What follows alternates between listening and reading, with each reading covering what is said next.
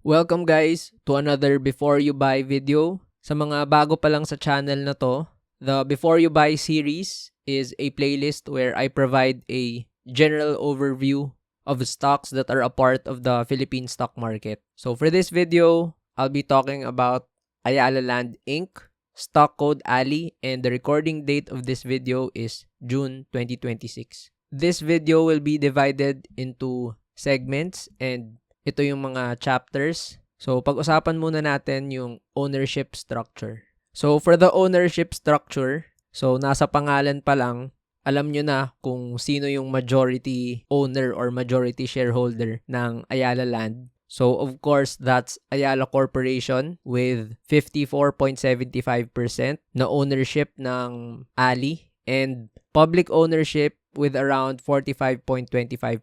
So, you could consider this as the public float. Syempre, since public ownership yan, this is already a combination of shares that are held by retail investors, retail traders, financial institutions, government institutions, foreign investors, foreign funds, and other corporations. So, Ayala Corporation, 54.75 ownership. So, behind Ayala Corporation, one of the famous families sa Pilipinas, of course, Zobel de Ayala na clan. And under sa Ayala Corporation, andyan din yung mga sikat na companies kagaya ng BPI, Globe, ASEN, which I covered previously sa Before You Buy series video. If you haven't watched that, check nyo sa homepage. And brands like GCash. So, under pa rin yan ng Ayala Corporation. So, ano ba yung mga brands na specifically under ng Ayala Land? So, here are some brand names ng mga companies, mga subsidiaries na part ng Ayala Land. So, of course, Ayala Land Premier, Alveo, Avida, Ayala Malls, Seda, and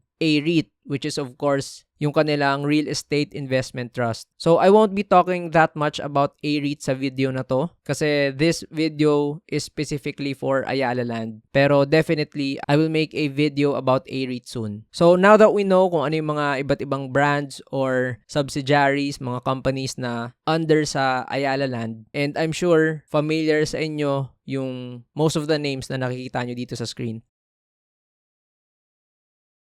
So, paano ba nagkakaroon ng pera yung Ali, no? So, how does Ali make money? So, here's a donut chart of the revenue mix ng Ayala Land. So, makikita natin na 60%, so lagpas kalahati nung Ayala Land, they make money by residential, estate lots, and office sales. So, yung pagbebenta ng property, yun talaga yung kanilang bread and butter, no? So, pagbebenta ng mga bahay, ng mga condos, ng mga lupa, ng mga offices. So, ayan yung bulk ng business nila, nasa 60% talaga. Tapos, around 25.6%, yung may pangalawang malaking cut dun sa kanilang revenue mix is yung leasing and hospitality. So, kasama na dito yung mga hotels nila, tapos yung mga malls, 'di ba, yung mga pinaparentahan nila. And services nasa 6.2%.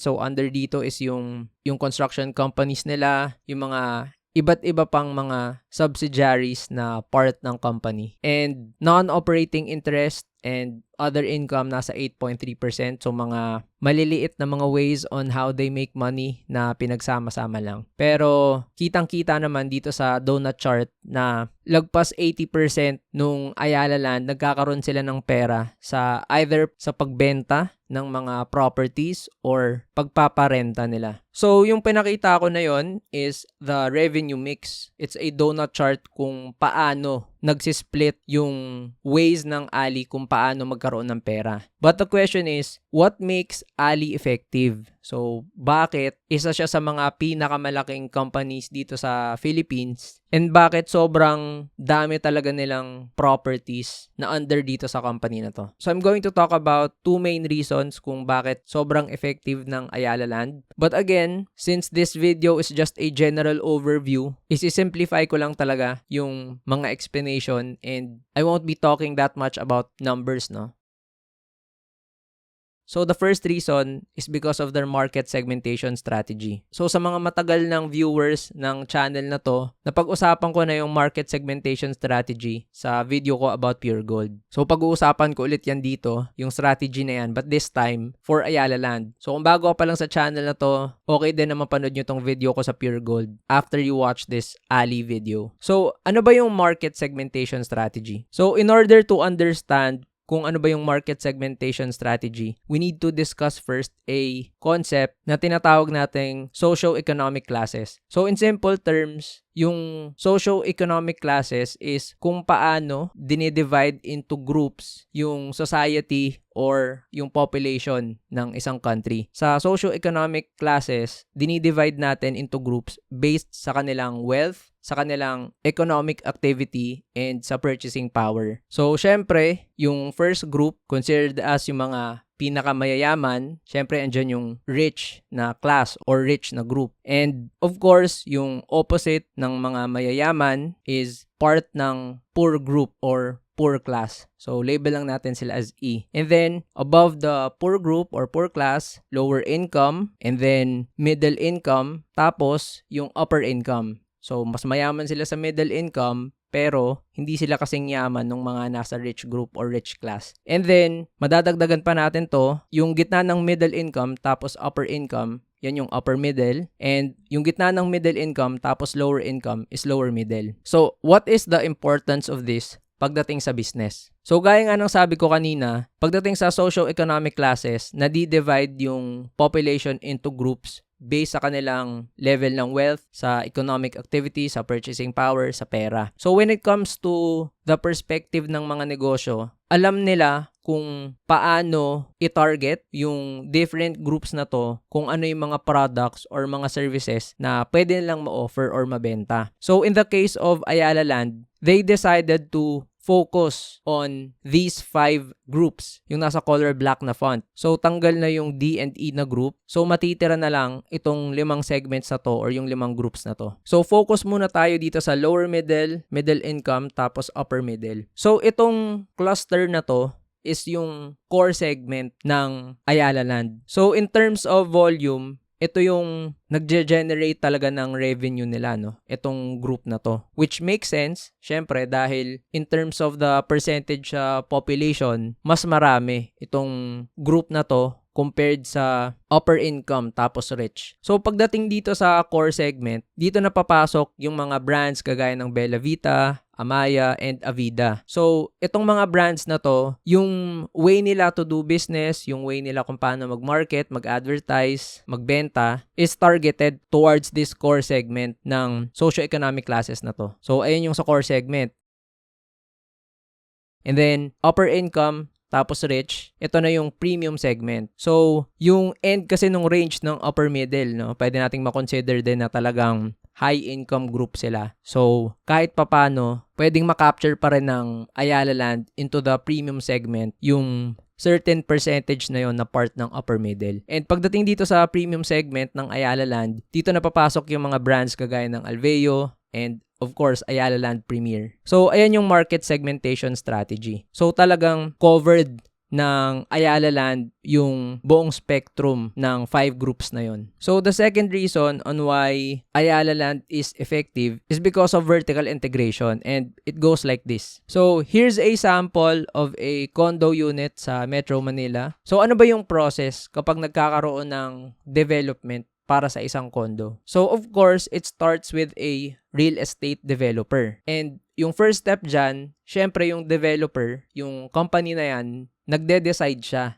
na gusto niyang pumasok sa isang condo business or di kaya magpatayo ng condo. So, kunwari, puro lang siya mga house and lots before, no? Tapos itong developer na to, gusto niya nang magpatayo ng sarili niyang condo building. So, ayun yung first step. So, syempre, itong developer na to, ang gagawin niya, maghanap siya ng maayos na construction company, syempre, para magawa niya ng maayos at maganda yung condo building niya. So, the second step is may i-hire na construction company yung developer para i-build yung condo na yon. So, ayan yung magiging step 2. And then, step 3, kapag okay na yung condo and finalized na, dito na papasok yung property management na company kasi ayun na yung nagmamanage ng condo, no? Pagdating sa maintenance at sa mga internal processes. So from step 2, construction, step 3, property management. So kung titingnan natin yung buong process na to, yung developer, pwedeng ayan yung company A, and then yung construction company, ayan yung company B, and then yung property management company is company C. So merong tatlong different companies na kumikita ng pera because they have separate tasks or objectives pagdating dun sa condo.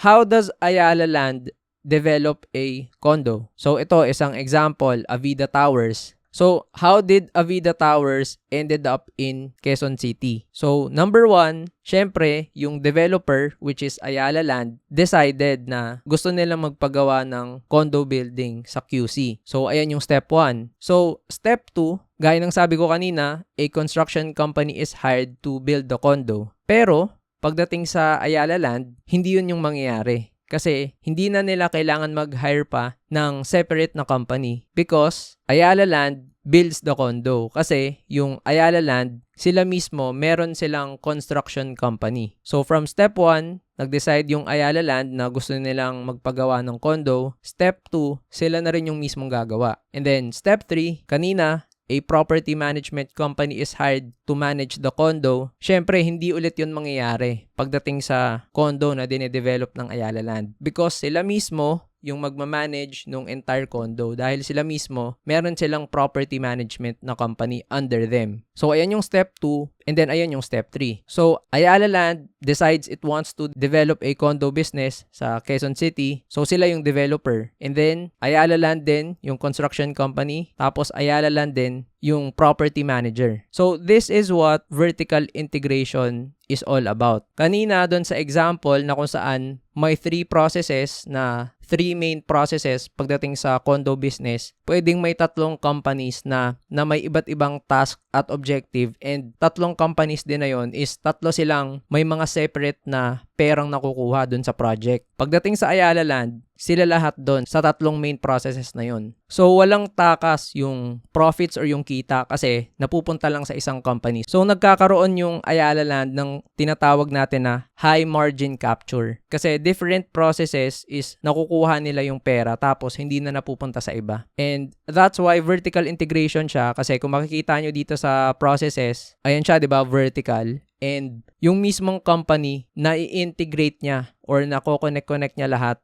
yung vertical process na to. So, it's either an upstream or upward integration or downward or downstream integration. So, any direction, up or down, basta na i-integrate, that's vertical integration. Pero, since Ayala Land to, it doesn't stop there. Kasi, hindi lang naman condo, diba, yung business ng Ayala Land. So, another example, Ayala Malls. Yung Ayala Land, magde-decide sila na gusto namin magpatayo ng mall sa specific na lugar na to. So, sino pa ba yung construction company na gagawa ng mall na yon? Of course, Ayala Land pa rin. And once the mall is built, syempre may mga iba't ibang businesses dyan, diba? Iba't ibang mga corporation, iba't ibang companies na gustong maglagay ng negosyo nila dun sa Ayala Malls. Kanino sila ngayon magbabayad? Sino yung magmamanage ng mall na yon? Syempre, Ayala Land pa rin. So, andito na naman tayo sa vertical integration strategy na may high margin capture. Pero this time, in-apply natin yon sa retail property o sa isang mall.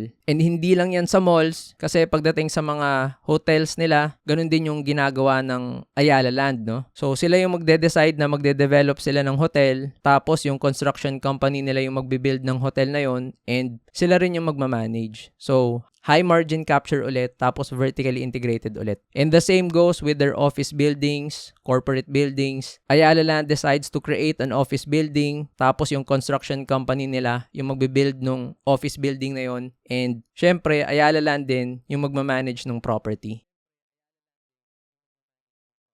So, nakita nyo yun, meron tayong 4 segments pagdating sa real estate. So, may residential with different brands under them na mga condo, diba? Gaya nga ng sabi ko kanina, Avida, Alveo, Ayala Land Premier. Tapos sa retail, Ayala Malls, sa commercial properties nila, mga hotel, SEDA, and sa corporate, no, iba't ibang office buildings, iba't ibang corporate buildings. Different sectors, different real estate properties, parehas na may high margin capture, tapos parehas na vertically integrated. Pero, isa pang amazing thing about sa Ayala Land is because itong apat na properties na to, yung different segments na to, ang ginagawa ng Ayala Land is nalalagay nila yan sa isang lugar lang. So these 4 properties that I showed you, nasa isang master planned estate sila. So ang isang example nito, ito yung sa Vertis North. So ang nangyayari is nagde-decide yung Ayala Land na may sobrang laking piece of land and pinaplano nila, no, from the ground up na dito tayo maglalagay ng retail space, dito tayo maglalagay ng commercial space, dito tayo maglalagay ng residential space, dito tayo maglalagay ng mga offices. So bukod sa pagiging vertically integrated, yung multiplier nung high margin capture, talagang walang nakakatakas na pera dun sa ecosystem na ginagawa nila kasi nagre-revolve lang, no, yung economic activity sa mga master planned estates nila. And sobrang daming example na master planned estates na ginagawa ng Ayala Land. So andyan yung Cloverleaf, andyan of course yung BGC,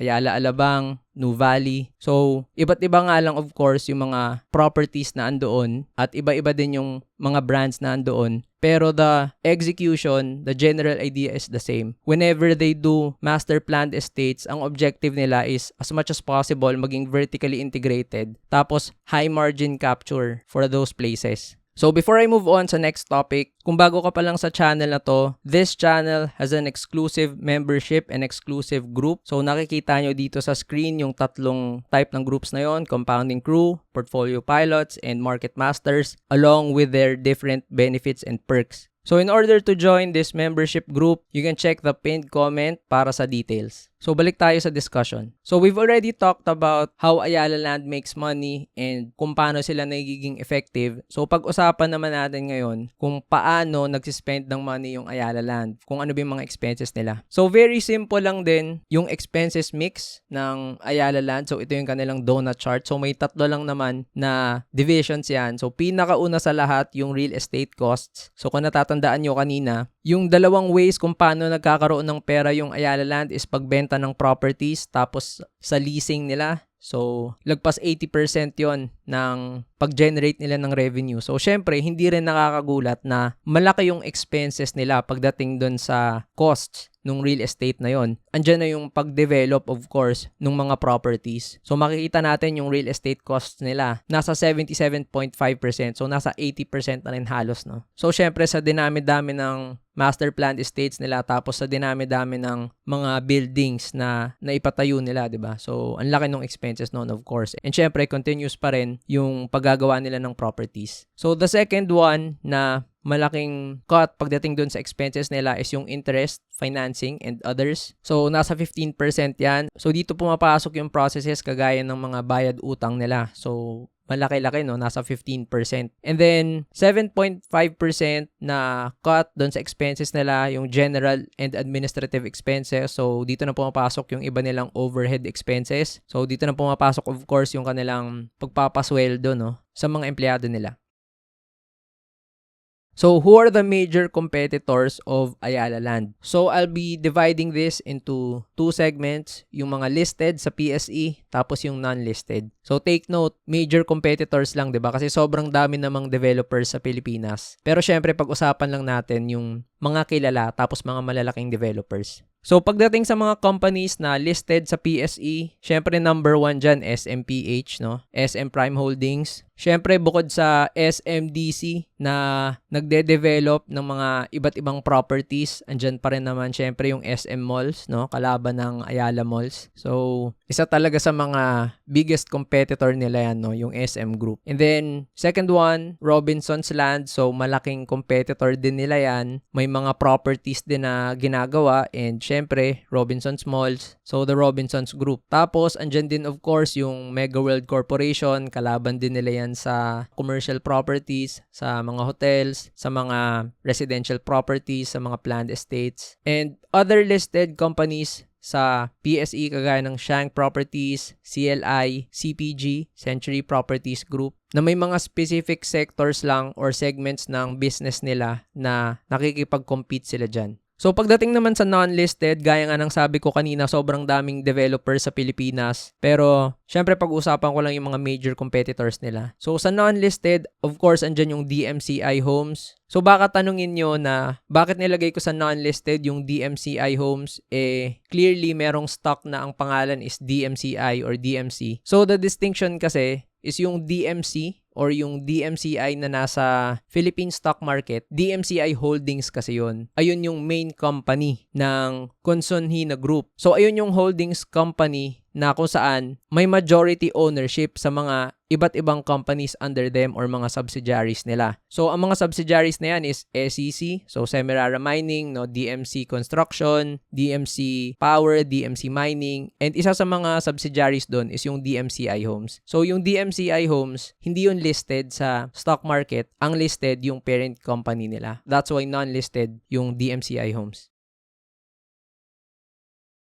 So pagdating naman sa positive catalysts, so as usual, meron akong 3 positive catalysts na para sa akin may magandang effect or may benefit yung Ayala Land pag nangyari itong mga scenarios or mga events na to. So number 1, yung overall improvement ng economy. And when I say overall improvement of the economy, ito yung talagang affected yung population, affected yung socio-economic classes ng mga Pilipino. So bakit? So gaya ng sabi ko kanina, pagdating dun sa socio-economic classes, yung D&E group, hindi na masyadong tinatarget yan ng Ayala Land kasi ang focus lang nila itong 5 na color black na font. And eto nga, nadi-divide yun further into yung core segment nila tapos premium segment. So of course, kapag nagkaroon ng improvement sa economy, tapos mas lumakas yung purchasing power ng mga Filipinos, ano yung logical thing na mangyayari? Syempre, yung lower middle na segment, pwedeng mag-upgrade sila, maging na silang middle income, no? Yung mga middle income pupunta sa upper middle, yung mga nasa upper middle, syempre pupunta sila sa upper income, yung ibang mga nasa upper income pupunta sa rich na level, and yung mga nasa D&E na group, may chance na pwede silang pumunta sa lower middle tapos middle income, 'di ba? So ang nangyayari, mas dumadami yung potential na clients or customers ng mga Ayala Land subsidiaries or Ayala Land ng mga brands. And syempre, pag nagkaroon ng improvement sa economy, ibig sabihin yan,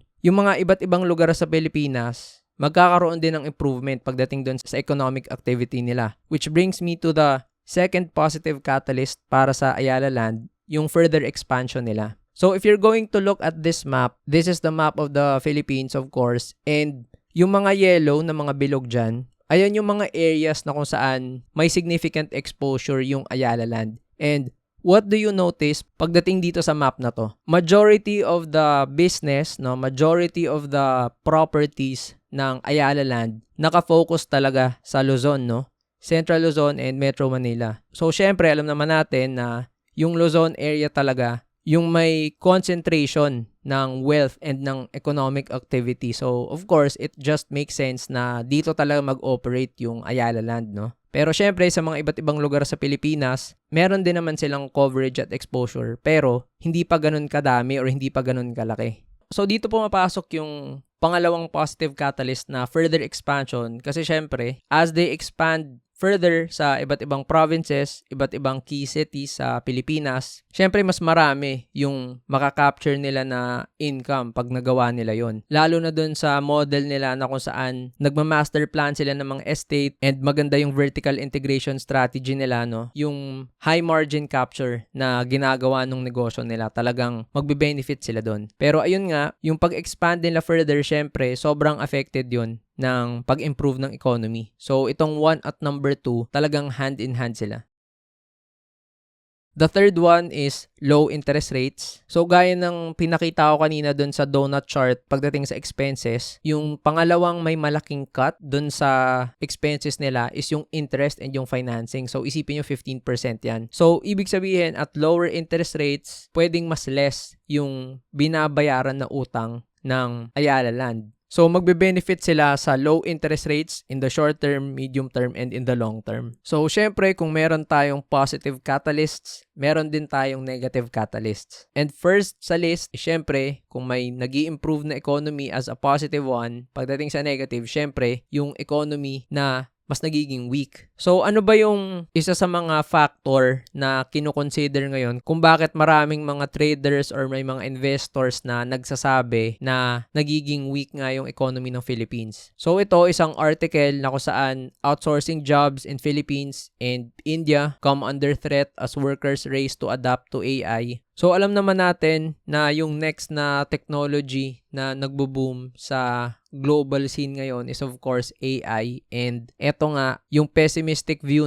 pagdating sa economy ng Philippines, since sobrang daming BPO workers or BPO employees sa Philippines, pwedeng ma-disrupt yung industry na yon gawa ng AI. So, kung mangyari talaga yung scenario na yon, syempre makaka-affect yun sa economy ng Philippines negatively. And for some, pwedeng maka-affect yun dun sa negosyo ng Ayala Land, kasi syempre, kung hihina yung purchasing power ng mga Filipinos, instead na mag-upgrade sila ng mga groups or socio-economic classes, kung mas bababa yung income at mas dadami pa yung mga population nagbe-belong sa lower economic groups, syempre, 'di ba? Sino ba yung makaka-afford or makaka-maintain nung purchasing power nila para sa mga properties na binebenta ng Ayala Land? The second negative catalyst, increasing competition. So, kanina pinakita ko yung major competitors ng Ali na mga listed sa PSE. So, ito yung mga names na yan na na-mention ko kanina. So, syempre, pagdating sa property development, marami naman talaga silang kalaban, 'di ba? And sabi ko nga, hindi ko pa pinakita dito yung mga minor competitors nila, yung mga companies, na mga construction companies, mga developers na hindi part ng PSE. So, hindi natin masasabi, 'di ba? Pwedeng may mga developers diyan, may mga construction companies na hindi pa part ng PSE, tapos naging maganda yung pag-expand nila, naging maganda yung paggawa nila ng mga properties. And although sobrang liit nung chance na talagang magiging head-to-head or tapat na tapat talaga sila sa Ayala Land, andun pa rin yung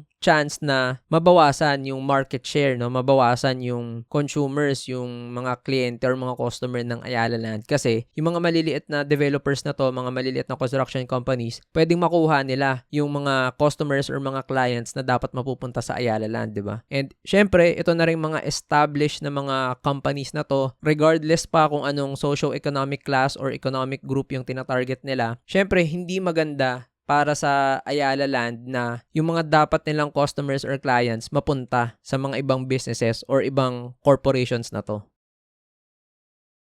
So, the third one, high interest rates. So, kung matagal ka na sa channel na to and marami ka nang napanood na before you buy videos, madalas kong nami-mention itong negative catalyst na to, which is high interest rates, and for good reason. Kasi karamihan naman talaga ng mga stocks na listed sa PSE, talagang may mga utang, tapos malalaki yung utang nila. Because in order for them to expand, in order for them to improve yung business nila, kailangan nilang umutang, 'di ba? Kasi para magkaroon ng kapital para ilagay sa business nila. So, sa mga bago pa lang sa channel na to and hindi pa naiintindihan kung paano nakaka-negatively affect yung interest rates sa mga stocks, ipapakita ko lang ulit yung brief na scenario or example. So, halimbawa, may isang company. So, meron siyang 100,000 pesos na loan. And yung interest rate for this year, for example lang, 3%. So, syempre, dahil 100,000 pesos yung inutang and 3% yung interest, 3,000 pesos yung kailangang bayaran sa interest na yon for this year. So, when it comes to high interest rates, ibig sabihin yung 3% na yon tataas. So, hindi na siya 3%. Magiging ng 4%, 4.5%, 4.7%, 5%. Kung ano mang number yan, basta tumaas. So, that means, hindi na 3,000 yung babayaran para dun sa loan na yon, di ba? Magiging ng 4,000, 4,500, 4,700, or 5,000. So, yung difference nun, malaking bagay na yon pag yung mga numbers na yan pinalaki natin, 'di ba? Kasi kung halimbawa 100 billion yan, isipin niyo na lang